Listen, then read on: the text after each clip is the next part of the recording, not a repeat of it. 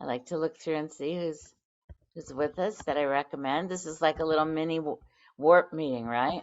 We just have to do it in on our Zoom instead of in person. Not nearly as much fun, but very worthwhile nonetheless. I'm Judy Jetson. I'm going to be your moderator today.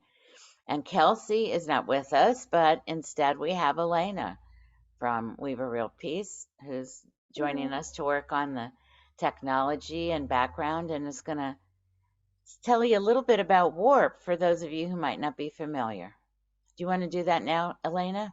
Yeah, I will go ahead and do that now. I think for those of you who don't know us, I will just do a really quick overview of who we are, which is basically a bunch of people who believe that textiles are fundamental to the human experience and that reflect a community's culture.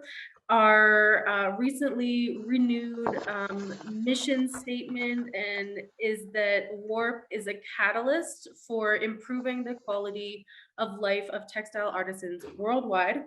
So we are an inclusive global network of individuals and organizations who value the social, cultural, historic, artistic, and economic importance of textiles. I'm going to screen share really quickly and show you our website in case this is not something you're familiar with, and also just because I want to point out a couple of important upcoming events that I hope that either can benefit you or potentially may be able to benefit someone you know, and now would be a great time to share that with them because we have several deadlines coming up. So if we go to the home page here and we go to events, you'll see a drop down with all of our upcoming events. However, I want to go over to community really fast and show you our grants and scholarships page because this is one of the deadlines that we have upcoming.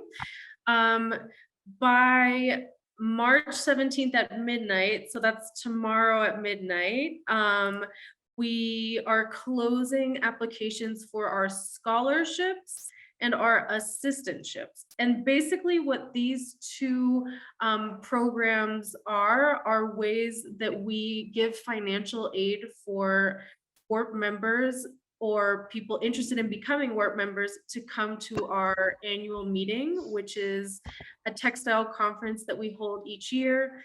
And this year it's going to be in Golden, Colorado. So you can find more information about both of these programs and the requirements to apply here, but essentially both of them provide financial aid for people to come to our meeting. And this year we're really excited because we are also providing financial aid for travel, both international and national travel to the annual meeting. So this is a great opportunity for anyone here, or again, like I said, if you know anyone who you think could benefit from that, again, you can find that right on our website under community, and here's all the information. Another thing that we have highlighted on this page is our artisan support grants. And this is a program that we started as a response to COVID-19 in 2021, and we have continued. And this year, the applications are due March 31st. So again, that's a deadline that's coming up. And this is specifically for any textile artisan or artisan group who either needs emergency funds for some reason or also just wants to expand their business in some way. So again, all of that information can be found here, and we are accepting applications through March 31st. And then the last thing I said, I had a bunch of deadlines coming up.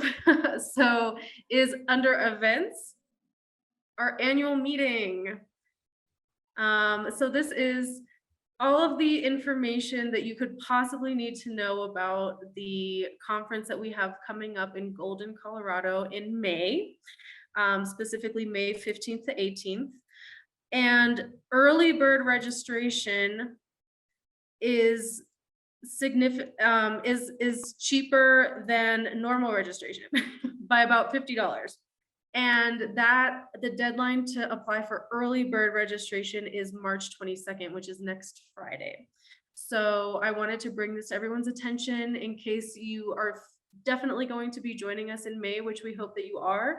Now is a great time to register and get that discount. So I think that's all for me. I know it was a lot, and you can also see all of these things on our social media pages, which you can find through our website as well, right down here. So all those updates we're going to be sharing on social media. So you can also just give us a follow there, and then you won't miss any of those deadlines. But we hope to see you at all of our upcoming events, especially our annual meeting. And we hope you can take advantage of those financial aid opportunities. And maybe you are someone or know someone who could benefit from a grant. Thank you, Elena. That was great. So now we're ready to move into our program. And we have 3 distinguished speakers today. Amy DuFault will be the first speaker, and I've known Amy virtually for a number of years, although I don't think we've ever met in person. Maybe that'll happen one day soon. Amy is a sustainable fashion journalist who focuses on environmental and ethical conditions in manufacturing. Her works appeared in lots of national and international publications, and she knows a ton about the fashion industry. Amy's been communication director at Botanical Colors for a number of years. If some of you have watched the Feedback Fridays, you've met Amy virtually too. And she also works on the Waste Wool Working Group for Fibershed and runs her own Southeastern New England Fibershed. So we have Fibersheds again. We've had a lot of Fibersheds on this program over the last year or so. Our second speaker is going to be Kristin Draper, and she's the 6th generation to run Draper Knitting Company. In addition to all she learned growing up in the business, she studied business and textiles at Fisher College, at USC, and also MIT. She came into the family business in 1988, starting with production and design, and worked her way up until she became president in 2009. So she'll tell you a lot about her company and also how they stay on the leading edge of the industry. Our third speaker, born and raised in Mexico, now based in New York, is Carmen Gama, who serves as Director of Circular Design at EILEEN Fisher. She graduated from Parsons School of Design and brings a real passion for solution-based design and circular systems. And she also has several other side businesses that she works, so we'll hear a lot of interesting things from the very talented, knowledgeable, and busy Carmen. So Amy, take it away. All right. Excited to be here and excited to see lots of familiar faces too in the little squares. So I want to say thanks to Warp for having us, and thanks to Sharon for making this happen. She was like, you got to give a talk on natural dyes. And I'm like, okay. And then here we are talking about sustainable fashion and supply chains. So thanks a lot, Sharon, for making this get even more complicated. So let's see, I will share my screen and hope, yes, great. I've done this a million times and I still get freaked out by it. So my name's Amy DuFault, and I started out as a sustainable fashion journalist. That's how I got into this mess, but it's actually a beautiful mess. Have worked over the past 15 years writing, doing different types of storytelling, and running events, consulting, trying out lots of different things that I have no idea how to do, but then I learn like in real time, and helping businesses communicate what they do. And I serve as a switchboard operator to connect good people to good things. So, which is, I guess, how we find ourselves today. So I run the Southeastern New England Fibershed, and we've been around for about 6 years. And I started with 2 other women who have since gone on to do amazing things. But for this particular Fibershed, that is one of 75 Fibersheds worldwide, our mission is that we believe in cyclical economies that support and give back to a region. And in order to support that mission of connection and supporting designers and manufacturers, we are doing lots of different things. So as part of lots of different things, we follow this idea, or this mantra of this soil to soil, which Carmen will be talking a lot about more too at the end, probably, well, the recycling piece of it for sure. I'll let her go there. But why we do what we do is connecting the farmer to processor and the designer to production, and connecting the dots of our local supply chain is to recreate and reinvigorate a once thriving New England textile industry. We have lots of industry here in Massachusetts, and just also my fiber shed is basically half of Massachusetts over to Martha's Vineyard in Nantucket, and the entire little state of Rhode Island that has lots of stuff there. So members of this fiber shed, we do lots of different things. This was when we first started out, we actually had a round table and we had 75 people show up for this. And the idea was to see how, if we could join people together to talk about supply chains in Massachusetts and Rhode Island, you know, what problems could we solve? What were we all ready to take on? And what do we actually have in the supply, in our immediate supply chain to create things? We also have, like I said, lots of infrastructure here, lots of mills, like you wouldn't believe. I mean, Kristin will talk more about Draper, but Draper is a pretty large mill too, but we have lots of manufacturing still here in Massachusetts. So what's been interesting is seeing that a lot of these places want to start working with small designers now, as well as the large designers, but it's kind of thinking about different economic models. Shout out to Leslie Roberts, who's here. Economic models of being able to have business in one place and nurture growth in a sustainable way. Another part of what I do is I work really hard to help create soil, like better soil, and look at different ways we can create fertilizers, and help farmers who are growing fiber plants, or also farmers who have fiber animals that are out in the pastures. I love that I had this entire thing here to read to keep myself to 10 minutes. I'm totally already going off track. Sorry. Amy, what are you showing us a picture of? This is some really beautiful soil, nice rich soil on the left, and on the right is dirt. So this is, we want what's on the left to be, we want to be growing things in that. We want to start growing grass for pasture, you know, for pastures for animals to graze and eat and have healthy food. Does that answer the question? Okay. It's a cool picture. I always like using it. Another part of what we do in this fiber shed is we work with, again, small designers, but also large brands. So this is a large brand that's around the table, along with Kathy Atori from Botanical Colors. And we were taking them on a tour of the supply chain, which is something they never get to do, so that we can give them a hands-on experience. So we were there when they were shearing the sheep. We did the skirting of the wool. And then we went back to another mill here in Massachusetts, and we actually did some natural dyeing and showed them how to do some indigo dyeing. But it's really important, I think, for us to think about fiber sheds in that way, that we can give people hands-on experiences no matter how big or small you are. Another thing we've been doing through the years is we've been having wool pools. We put a stop on that, and I'll get to why, but we've had wool pools where we've had people from all over come and drop their wool off, and then we send it back to them as, you know, roving or yarn, whatever they want. I've also been working a lot with farmers who didn't even know that their wool was worth anything at all, like this local farmer. And she's able to now, I've connected her with somebody who's scouring the wool, and she's able to make products faster and is starting to see more worth in the wool that she has. And then this guy here changed my whole life when it came to waste wool, or strong wool, as people call it.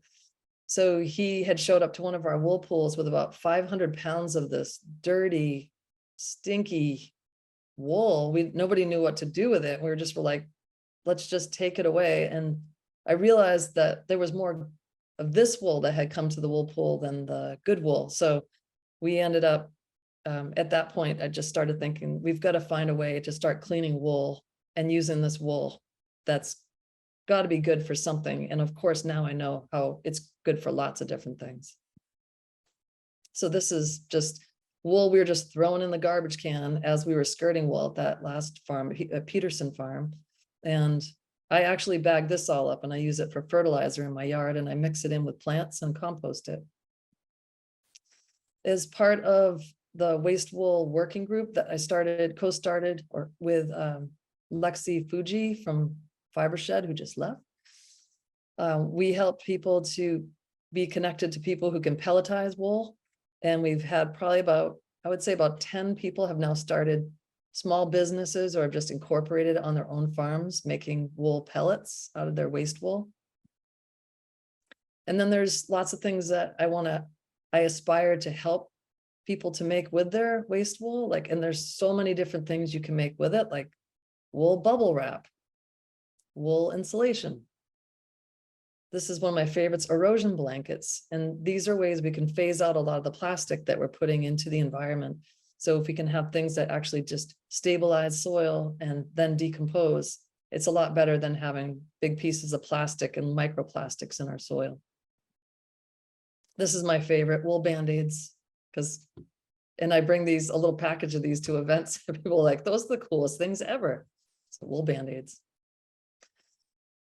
So I live here on Cape Cod, and as you can see, there's quite a bit of water around us, and lots of water that's all inside Cape Cod. There's 850 ponds here, and there's lots of lakes, ponds, and of course the ocean that surrounds us. And right now we're in this really critical time here where everything's about 65% of our ponds are in a complete state of decline.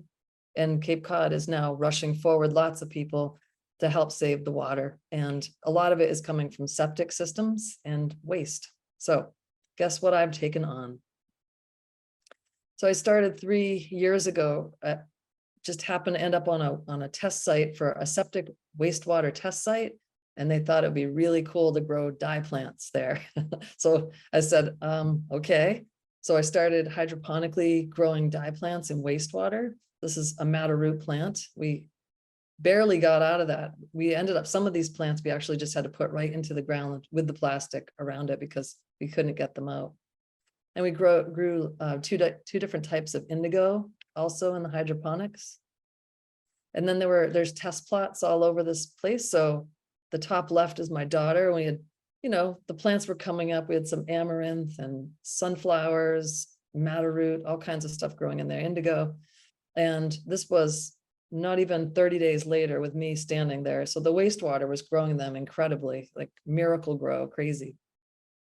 And the root systems were just outrageous for all of the plants. This past summer, I got a grant from Fibershed, and I started growing plants actually using urine, and I was diverting urine. And so we had 8 plants growing cosmos and pincushion flowers. And we ended up fertilizing them with urine to see what would happen to the flowers, what would happen to the soil. And I'm happy to talk more about if anybody wants to ask questions about that after, because there's a lot there.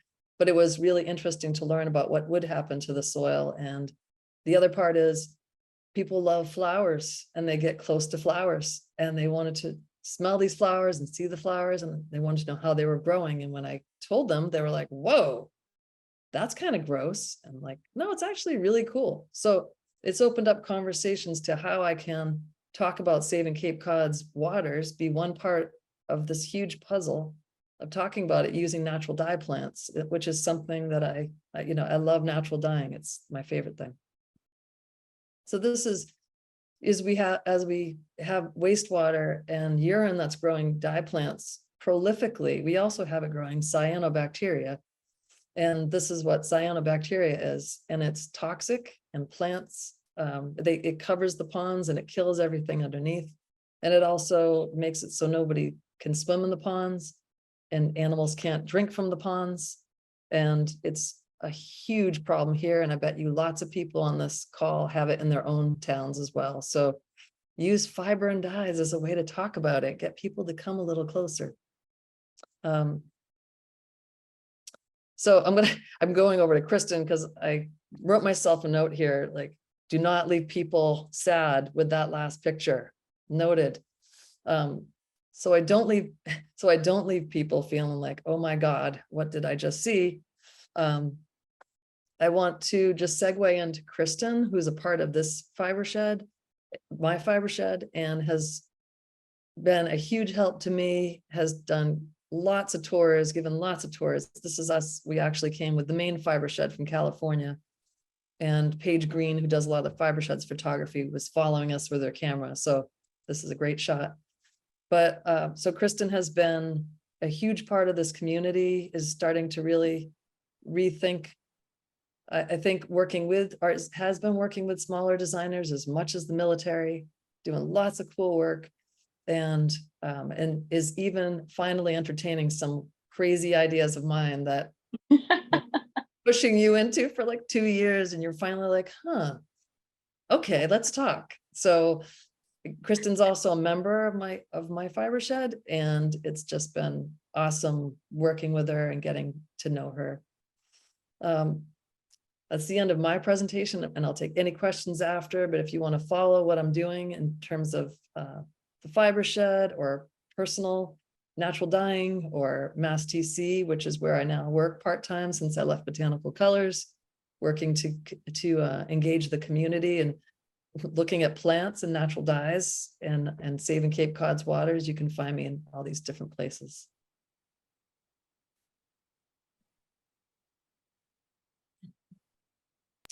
Okay, so I'm also going to help Kristin here.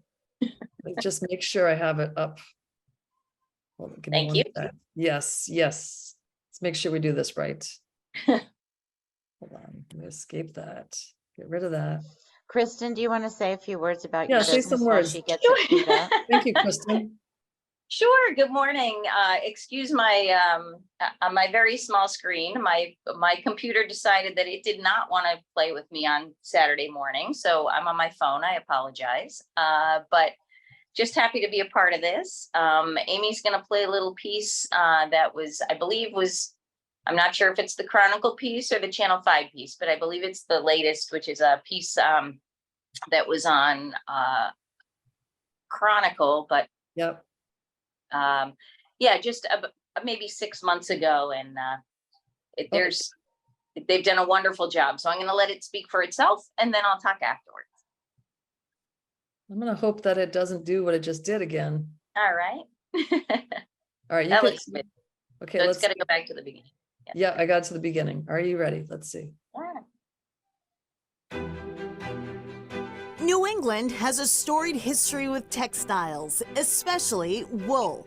In Canton, one property houses 2 businesses with more than 250 years of experience combined.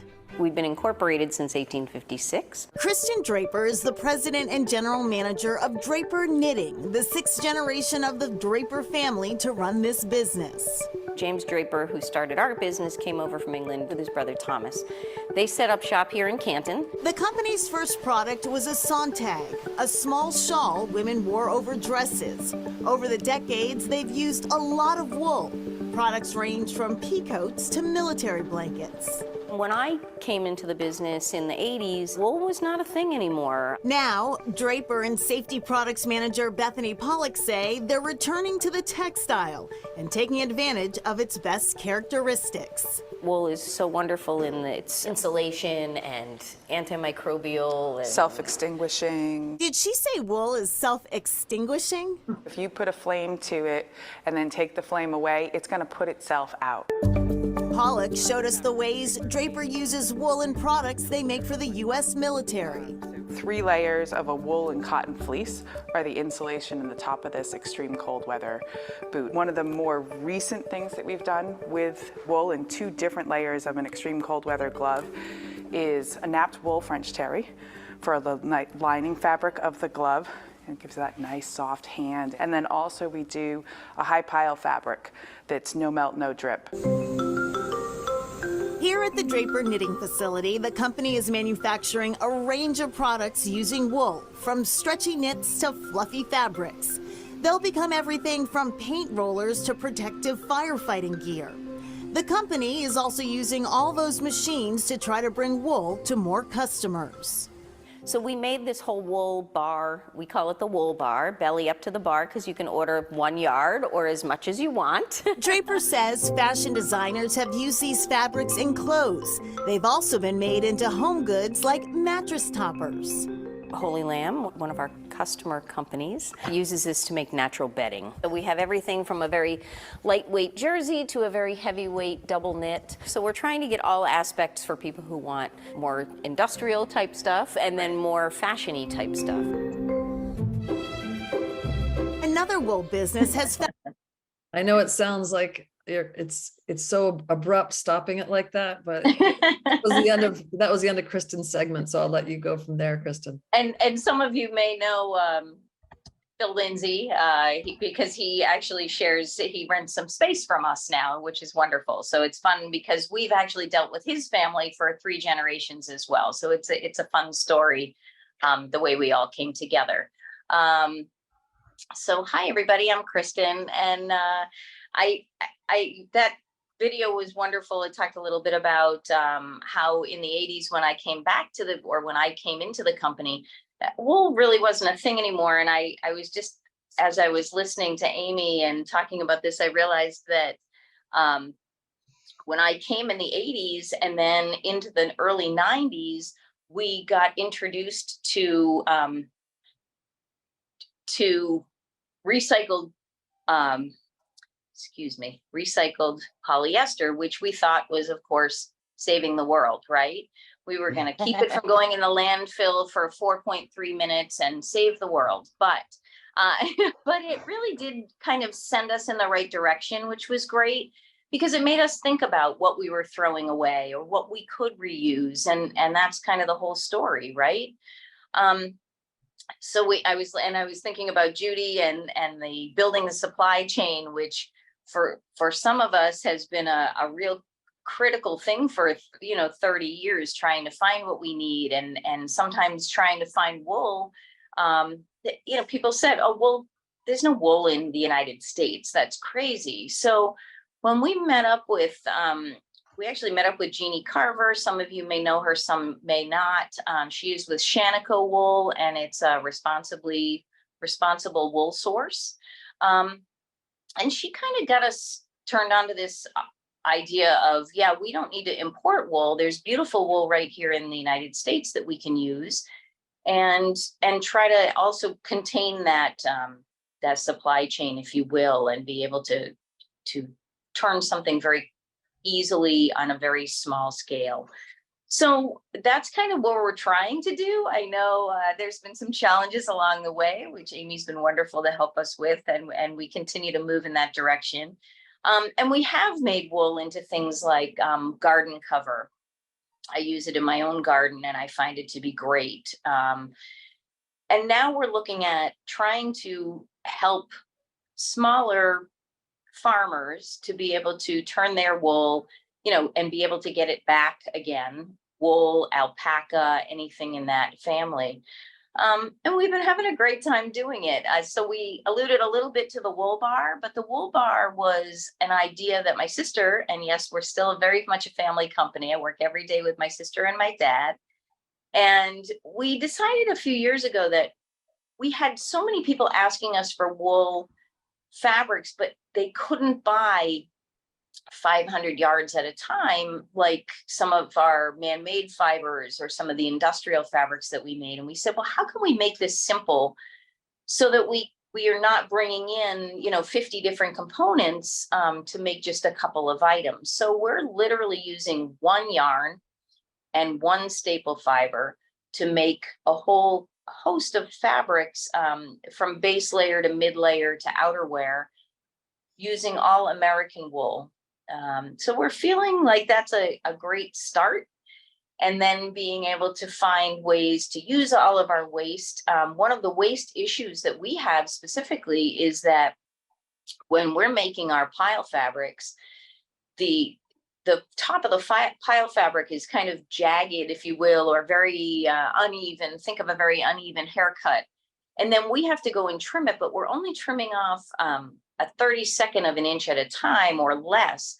So when we capture those, we can't capture them by themselves. We have to kind of capture them off of a piece of machinery. So then there's wool, poly, and everything else mixed in, which is making that very difficult to find a second home for.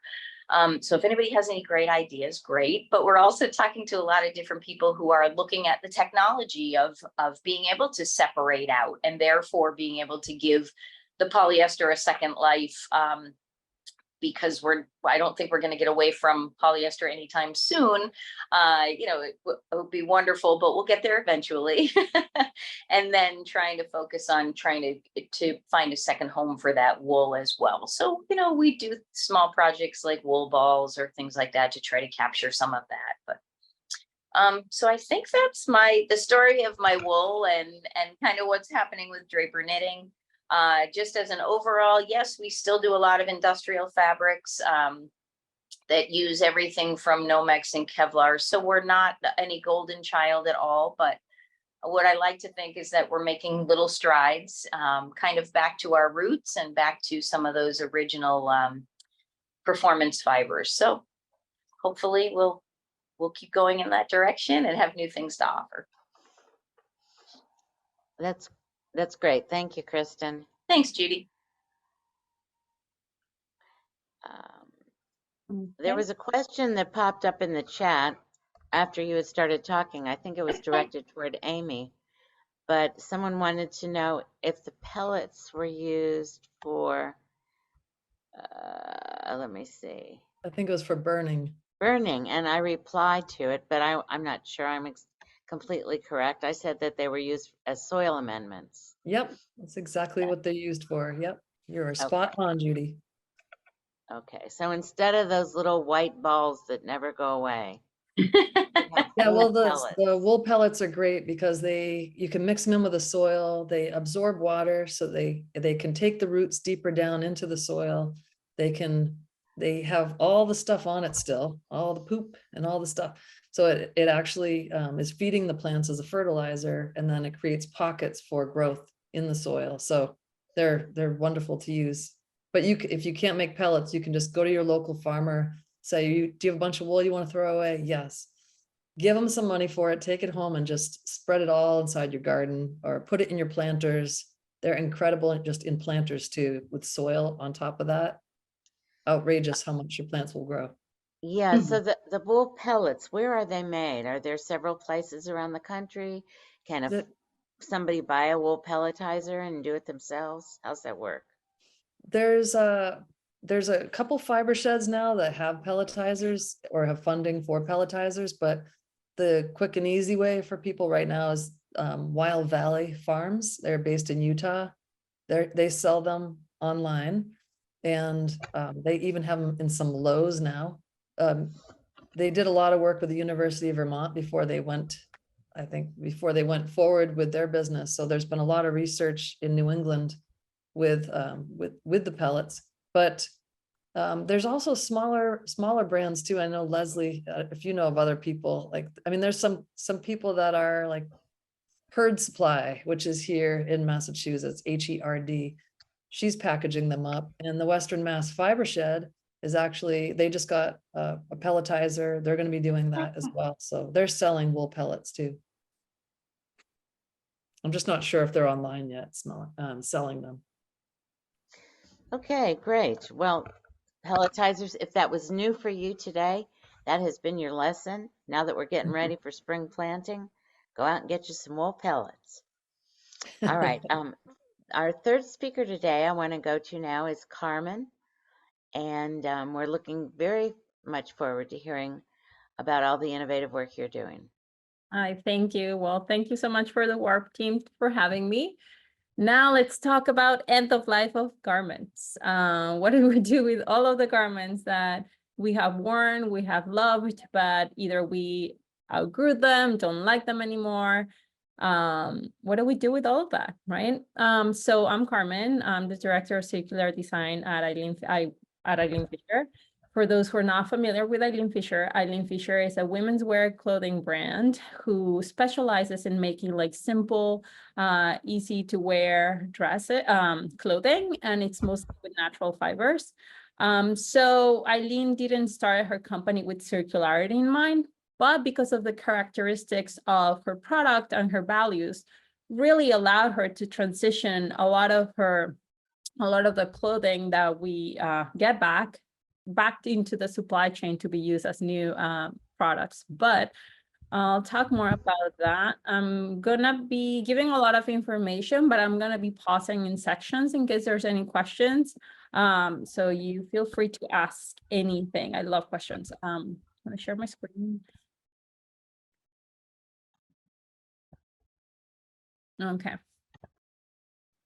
So EILEEN Fisher has a started a take back program in 2009.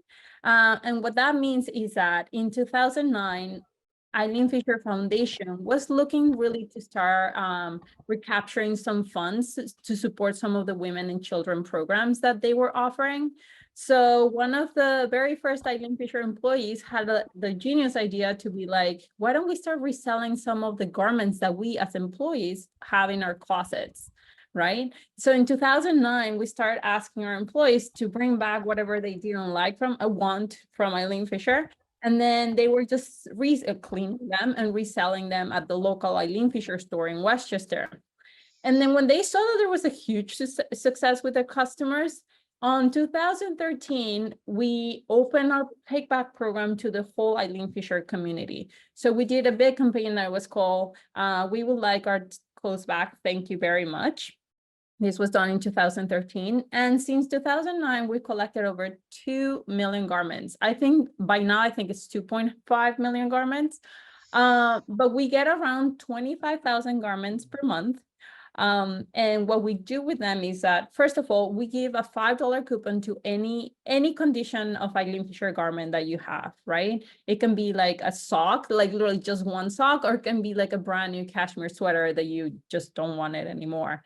You can return it to any of the EILEEN Fisher stores or just send it directly to our warehouse in Irvington, in Westchester. So what we do with these garments is there's two things. There's the resellable part of the garments and the damage inventory. I am in charge of the damage inventory, but I'll talk about it in a sec. So for the resale part, 2/3 of the inventory that we receive is resellable. That means that they're in like first quality, like really great condition, and these can be garments because EILEEN Fisher has been over this year, she turns 40 years in business. So we receive a lot of garments that they're 40 years old and are in great condition. The style hasn't, like, you can just wear them and you're still in fashion. So we resell all of those garments, we clean them, and we sell them either at eileenfisher.com, eileenfisherrenew.com, or at some of EILEEN Fisher stores, or we do just like pop-ins here and there. So what do we do with the damage inventory? So this is my biggest passion because I think resale, there's a lot of opportunity for you to continue to extend the life cycle of a garment. And you can see that a lot of more companies are adopting resale practices. But what about the percentage of garments that you can resell, right? So there's no one solution when it comes to damage inventory. 1/3 of the inventory, which is around like 90,000 garments per year that we get back, are sorted into 5 solutions. The first one is repair and natural dye.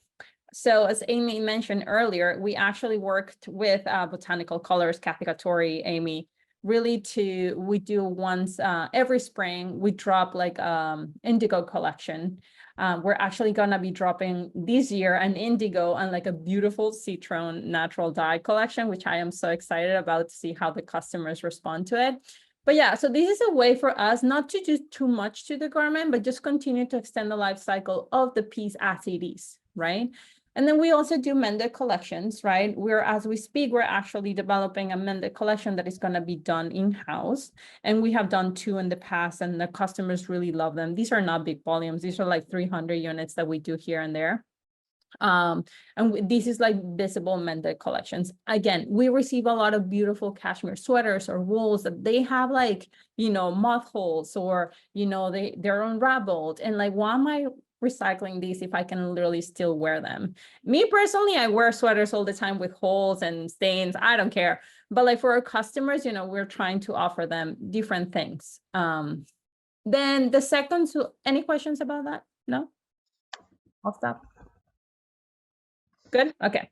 The second solution is remanufacturing, which is the action, or what we call a resewn collections. What this is that we use the garment as fabric, right, to make entirely new product. So what that looks like is that first we sort them into categories, fiber, colors. I'm sorry. And then we design into them at scale. We don't do one of a kind, for example, sometimes we might just be doing a simple t-shirt that is made out of 2 EILEEN Fisher pants, right? So we do that in-house where we clean everything, we deconstruct everything, and then we sew everything in-house. We have, this is not how it looks now. But we used to have what we call a tiny factory in Irvington, New York. That tiny factory actually just became our sample room where our product development works. They are the ones who do all of our sewing, deconstructing, and you name it. These are some of the product that we have done in the past. Again, all of this is made entirely from EILEEN Fisher garments. And we do sizes, for example, this jumpsuit, which Amy, you have that jumpsuit, but in blue, right? Yes. Actually, not this one, that one, the resewn denim jumpsuit. So actually that denim jumpsuit is, sorry, my Spanish and English today. That denim jumpsuit is actually done from 7 pair of denim jeans. And we do extra small to extra large. So, and we do number of units in each one of these sizes, and people really love these pieces. Oh, hold on, what am I doing? This is a collection that we did for Nordstrom a couple of years ago. Again, it's all made from EILEEN Fisher garments that they were deconstructed. So that was a second solution. The third solution is what we call our Waste No More program. This is felted. We have a huge felting machine that has 5,000 needles, and then it produces felt. And I know that you're going to think wool immediately is the only thing that we felt with, but no, we actually can felt like any fiber with these. And how we do it is like we deconstruct the pieces and then we just feed them through this machine. And sometimes we felt denim with denim, right? And it felt beautiful. It's really so much about the barbs of this fiber that allows them to be kind of like felted together. But there's 3 product categories that we do with them. The first one is the wall works and studies. This is kind of like art pieces. The second one is accessories, and the third one is home goods. The wall works, we love saying that it's like painting, but with clothing, right? You know, again, and I'm actually, Kristin, I'm going to reach out to you about those wool felt fabrics, because we're working into something very cool and interesting, and we're in the need for like blankets of thin layers of wool. But yes, so basically all of these pieces, these wall works, are entirely made with garments. And again, it's about just starting to layer pieces, and like depending on the design that you're looking for, that's the outcome that you get. We have done a couple of shows, twice actually in Milan. They have been a huge success. Like people really love these wall work pieces. We also are into the architectural interior design space. The blue wall, actually, I did that with Siggy during that pandemic. It was the 2 of us deconstructing thousands of blue garments and like just felting them together. But yeah, it was like a 700 square feet in a hotel in Miami. It became very beautiful. Then we also do smaller studies, right? These are art felt studies that if you go to eileenfisher.com in the Waste No More section, you can find these pieces for sale, right? Well, lastly is the accessories and home goods. As you can see, the pieces on the left, they can be pieces of art on itself, but we make them by the yard, so we can cut in and make accessories and pillows from them. These are some of the samples. And again, they still follow the EILEEN Fisher aesthetic, which is very simple, you know, easy to wear. And some of the pillows here. And again, this is all denim on denim. We did a collaboration with West Elm. And then it was just literally just denim on denim. And you can see here the pockets, the legs, and then they upholstered a piece. That's the only collaboration that we've ever done. And yeah. So the process is like, that's our felting machine, and that's Ashley Edwards. She's the master behind that felting machine. I don't know how to use it. She's been trying to teach me, but I don't think I have the patience for that machine. And it's a lot of technicalities, but like basically, if you see behind her, these are like the constructed linen pieces already cut into strips because the design was going to be like that. So she's just like building layers. I keep saying it's like building a pizza. You have your dough, you have your base layer, you have your sauce, and the last piece is your ingredients, which is your design layer. And we have a very small team, so we all do everything. I'm packing. Then you have the team who's like sewing, Ashley who's felting. And these are some of the collections that we have done in the past. Lastly, the next solution is fiber to fiber recycling. What that means is that we are shredding garments to fiber level, spin them again, and make new yarn. We do that with our 100% cotton, 100% wool, 100% silk and linen. We have partners. We have sent our cotton to Guatemala to be spun into a new yarn, and then we pass that yarn to our Peruvian partners who make a new sweater, and it's on the website now. So that's truly closing the loop and supporting, like, you know, local communities. And then another project that we did is that we send also a container of 100% cotton to Sweden to RenewCell before their bankruptcy. For them to use it as pulp to make their circulose fiber. Our wool gets sent to Italy because they've been recycling wool garments over 100 years, and the linen goes to Spain. Yes, Spain. Lastly, but not least, and this is the part that I'm not, you know, super excited, but it's better than trash, downcycling, right? A lot of these are synthetic blends and natural fibers that there's no solution for them right now. As Kristin was saying, there's no technology right now. I mean, there's a lot in the lab stages, but there's nothing at scale right now that really is allowed to separate these fibers and recapture and maximize those materials. So in the meantime, we're just sending them to get shoddy for the build and automobile industry. And then just so you know, I'll stop sharing. 65% of our damaged inventory gets allocated for fiber to fiber recycling. 25% gets allocated for downcycling, and 10% gets allocated to over-dye, waste no more, remanufacturing, and mended collections. So we're trying to really decrease the downcycling by increasing the mending, the over-dye, the remanufacturing collections. And that was a lot of information, but that's kind of like, that's what I do for EILEEN Fisher. We got a couple of questions that relate to denim. Somebody wants to know how you felt post-consumer denim. And someone else wants to know, is that with the new denim project in Guatemala? Yes, we work with the new denim project. They're amazing. Joanna and Ariane, they're like an amazing family, and they have a lot of like amazing ideas and like really technology to help us do that. And they're very open-minded, you know, because when we reach out to them, they were not doing that with brand. They were not collecting clothing from brands. So I kind of like had to nag them, and they were very open to the idea. And yeah, it was really nice collaboration. How do you feel post-consumer denim? Well, basically what we do is we just deconstruct it and pass it through our felting machine.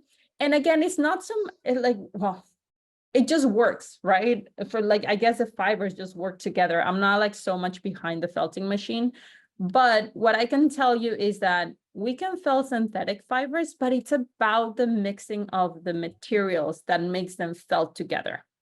right? And this is a needle punch. This is not what felt or anything. It's like needle punch felting machine.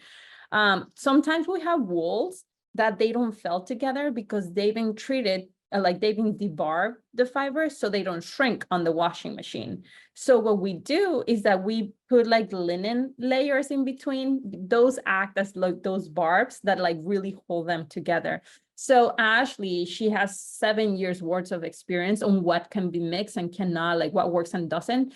And even sometimes different colors react differently. Like the blacks are harder to felt than natural, like lighter colors. So there's like a whole science behind felting with needle punch. Okay, thank you. All right, so we're open for other questions, and someone has asked Amy to describe what she's wearing. So let's go back to Amy for a minute. I feel like we're correspondents all over. Let's go back to Amy. Yeah, you know, I did catch that Sarah Goodman's here, so hold on. Just a moment, Sarah. Oh, Sarah. I got Sarah's beautiful jacket on that she made now, but this is a designer that it's just avocado pits and indigo, Sarah's jacket. And then this is a necklace that a good friend of mine made, but I make these all the time. They're made out of t-shirt strips. Actually, Natalie Channon, Alabama Channon started these, but I was very lucky to have Abu Bakar Fofana indigo dye these for me with his indigo vat 2 summers ago. So that is what I have on. Thank you. Okay, more questions. If you would write them in the chat, that'll help me kind of keep track of it. And if there's anything that we don't have time to answer today, then we'll do it in follow-up. And Joan sends a nice compliment forward. The most amazing work presentation. Very important work being done by all 3 of you today. So we appreciate that. Thank you. Now, Yeah, I have a question for Kristin.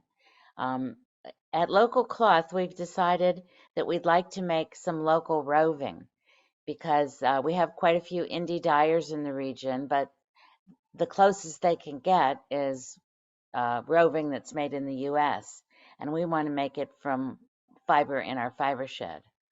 Is that something that you could do for us, or are we too small? How small is too small? Great question. I would say if you can get together a couple 100 pounds, that's plenty.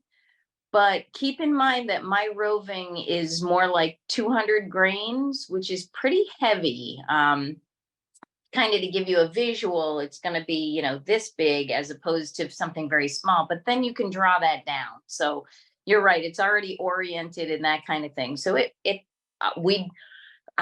I never say no until I've proved myself wrong. So we'll give it a shot. Okay, thanks. You have my number, Judy. Yes, I do. Okay. Who's next? This is running through quickly. Let's see. Somebody wants to felt denim now. That's a good thing. And Donna was saying like that she was Beth, that she teaches at WVU and that they have a needle felt machine, but they have never tried other fibers. So what I say is like, again, there's always like a thinking that wool is the only thing that you can felt, but needle punch felting machine, I mean, try with different materials. And maybe if you can reach out to me, we do a lot of donation of garments to artists or like, you know, people who want them. And I mean, if you want to try them, you know, but remove all of the trims before you put them into the felting machine. Seams are also not that great. So remove the seams because they just break needles. But if just give it a try. We have another question for you, Carmen. How many new pieces never make it back to your recycling program? Wait, say that. How many new pieces? What percentage of the new garments never make it back to the recycling? I'm not great with numbers, but all I can tell you, we produce around 2 million garments a year, and we get a quarter of 1,000,000 garments, per year. Like that's the math. So you produce produce 250,000 recycled garments a year. Is that No, right? we produce new garments around 2 million per year. EILEEN Fisher. Right. We get back from our take back program and around 250,000 units. Got it. That's good. Yes, it's big, but it's not. We're one of the biggest, if not, we're the biggest take back program in the country because we take back anything. Like it doesn't matter if it's completely damaged. Not everybody does that. But again, we're not taking back everything that we produce, nor we want it right now, right? But we have 40 years worth in business. So there's a lot of EILEEN Fisher garments out there that even when I travel to Mexico, I see them in the pacas, Elena, you know, like in the flea markets. So yeah. Okay. I have time for one or two more questions, if we have any. If not, I want to thank all of our speakers very much. This has been a very stimulating conversation from all different perspectives. Kelsey will be sending out a video of this presentation along with contact information for all three speakers, so that if you think of something after we hang up today, you can always ask it later. Anything else you want to say, Amy? I just, I've been talking to so many people in the chat. I feel like I'm listening and I'm talking in chat, but I just put the EILEEN Fisher Renew link in there too, so you can see the. Right, that'll all go out in the email. Okay, so no just worries. No worries. yes, that jumpsuit might still be maybe on the main EILEEN Fisher Renew, because there's definitely people messaging me about the jumpsuit, Carmen. And also I put the link on wastenomore.com so you can see the art pieces that we do with the garments.